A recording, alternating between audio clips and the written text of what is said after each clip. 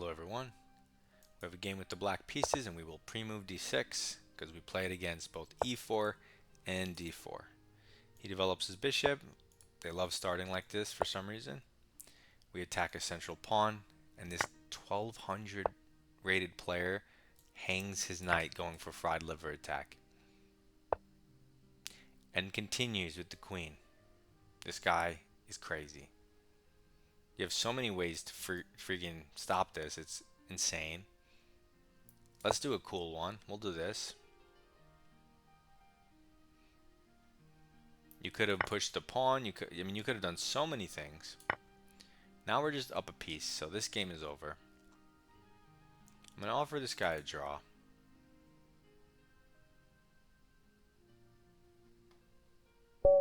He takes it.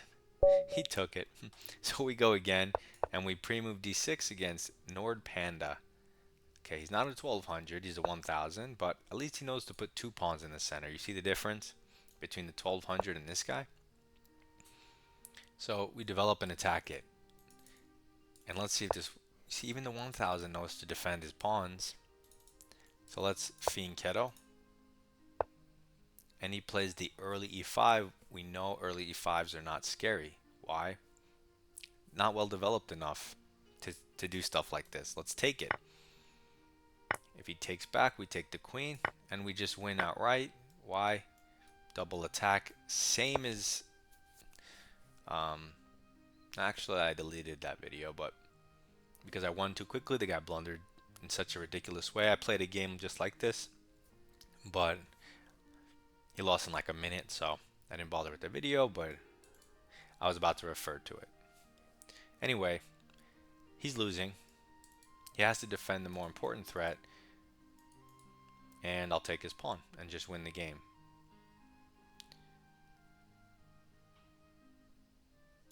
Okay, I'm going to offer this guy a draw too.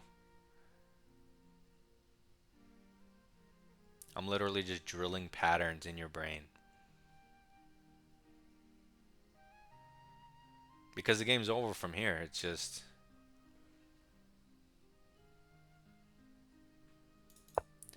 Okay, he defends one threat. He does not accept the draw. You know, good for him. He wants to fight. He doesn't want the easy elo like the last guy. He says, you know what? No. I'm only down a pawn. I can fight this. So let's see what he does. Tempo on the knight and the pawn behind. Very clever. We had this in another speedrun game. We didn't move the knight though. We defended it. How did we do that? I think with the other knight. Here? I think we did this, and then I think the guy did this. But that doesn't make sense because of c6.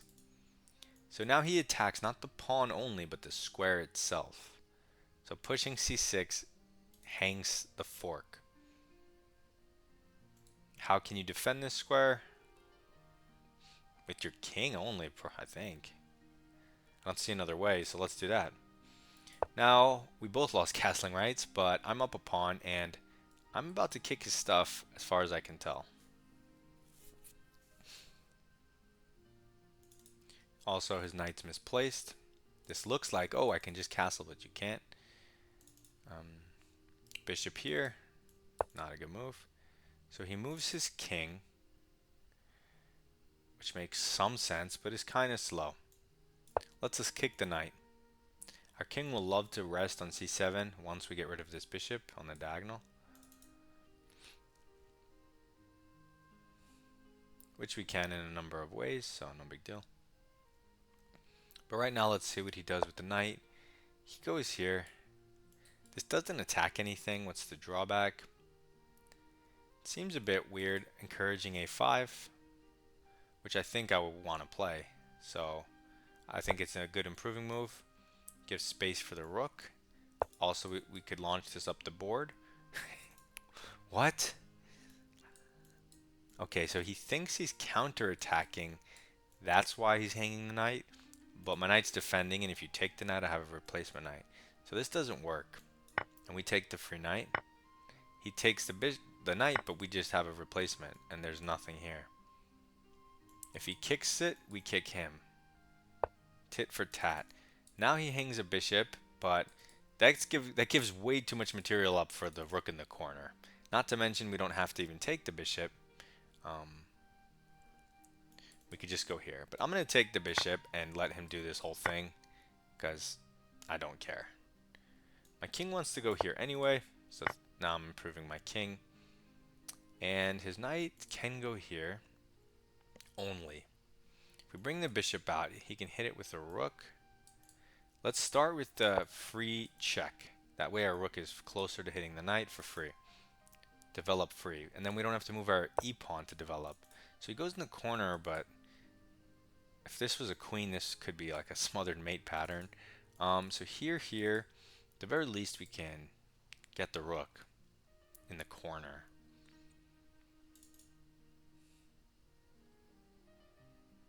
Is there no mating patterns? Like if I go bishop here, hitting his knight, he's going to be like, oh, I can escape. And then he's going to go here. But then I can go b3. He can't take. Well, I guess he can take.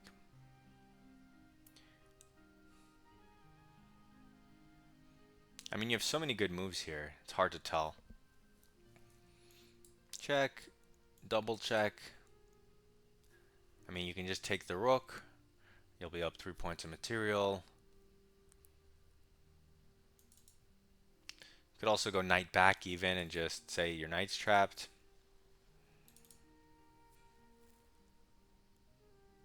His king's in such a dumb spot. I don't want to take the rook, which hasn't moved. I want to checkmate him.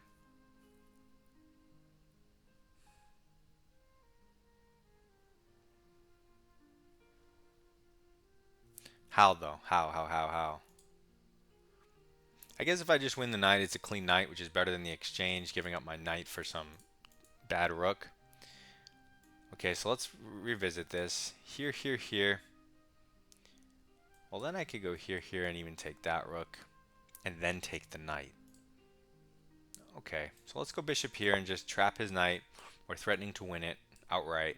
That's 3 free points. If you trade knight for rook, that's 2 points, and you're trading an active piece for an inactive piece.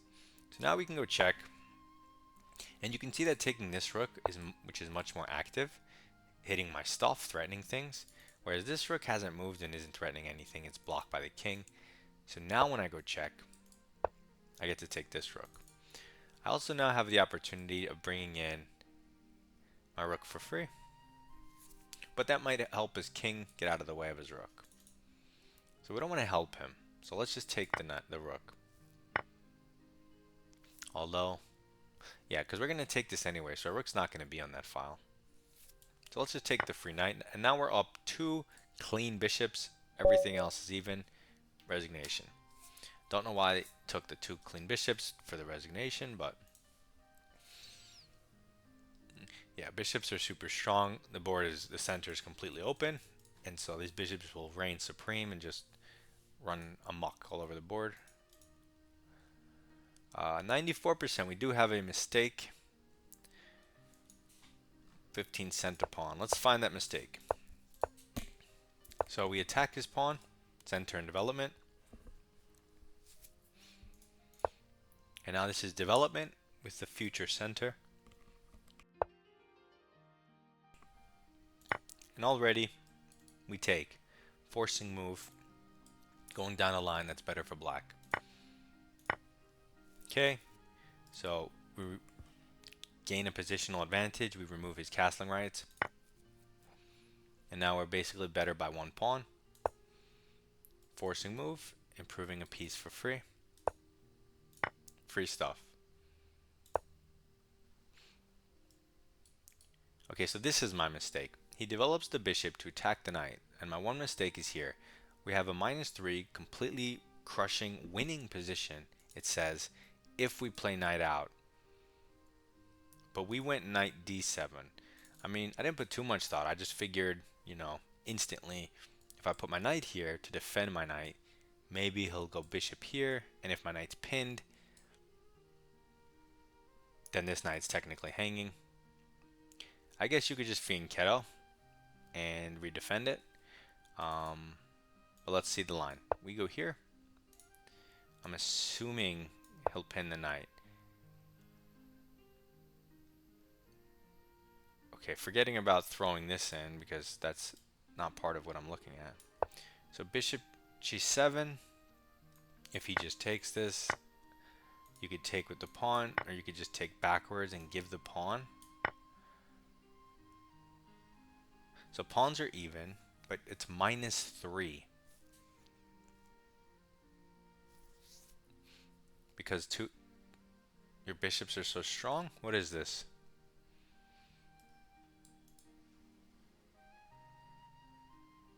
I mean, would you take the knight here?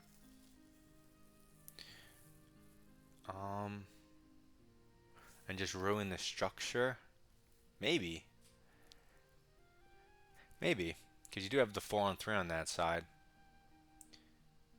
So maybe take this. He takes. Now castle. -2.7. Wow. His bishop is so dominant then. Okay, that's crazy. That it's just so crushing. Okay, so let's say... Okay, so for next time, if he pins us, we take this, ruin his structure and resources. Oh, his king's also here. You have long castle even. Yeah, this is good. Long castle defends the pawn. That's really good.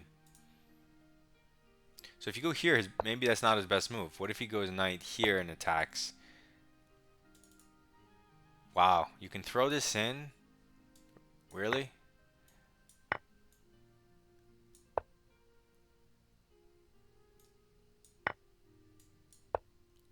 Huh. Wow, these tactics all work out for black. And if you don't play that and you just go king d8, you're still a lot better.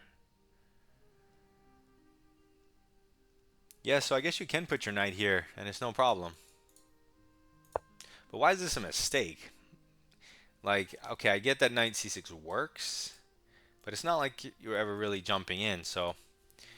Oh, I see, because you ruin all the lines where you take this knight. And it's just unnecessary to block all your pieces and be less active when you could put it to a c6 if it works. I was just getting ready to play c6 myself, so okay, this makes sense. Now that I know you can put the knight here, without really worrying about anything. Yeah, you should, but either way is fine. This is just a very practical square. You don't have to think about this stuff. And also, you saw some of the lines, they're a little wacky. So anyway, we're -1.2, just better. But we're up 1 pawn, right? 6, 7. So we're up a pawn, and we're up by a little more than a pawn. So it checks out.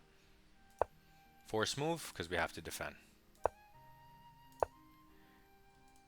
Improving move for free, and we want to make this move anyway for our king. Now, improving move for free, super weird. And he hangs a piece. It goes from -1.8, which is really bad already, to -5, 4.7. So totally just you're down a rook. So I take free stuff, force move, free stuff, -7. This whole operation is just terrible and really bad for white. That's why it's -7. Improve a piece for free. Maybe get mating nets. That's funny. The 3 moves are knight check, which I consider to win the rook. Pawn push, which I was looking at the whole time to checkmate him or maybe do funny business here. And also the bishop here to restrict the knight. The only move I didn't look at is bishop g7, which hits the knight and this, which is interesting. Although you can't defend the bishop and mate him, so that's weird. Okay, so they're all -7. It doesn't matter. We just develop end prophylaxis. And now we find the best move, check, improving a piece for free, winning material. We take, he takes. I don't know why. My brain just didn't consider bishop g7 at any moment in these lines. Huh. That's interesting. My brain didn't even think about it. So we take with the rook. And he resigns, which makes a lot of sense. So if we go here, doesn't that give him the opportunity to at least desperado? Yeah, it does. I mean, I get it. It's just weird to... Computers are so weird. Anyway, hope you enjoyed this game. I hope you see some of the things that I look at and consider. And in my analysis, checking ideas I was thinking about during the game. So, submit your rapid game in my Discord for free review. Good luck in your chess.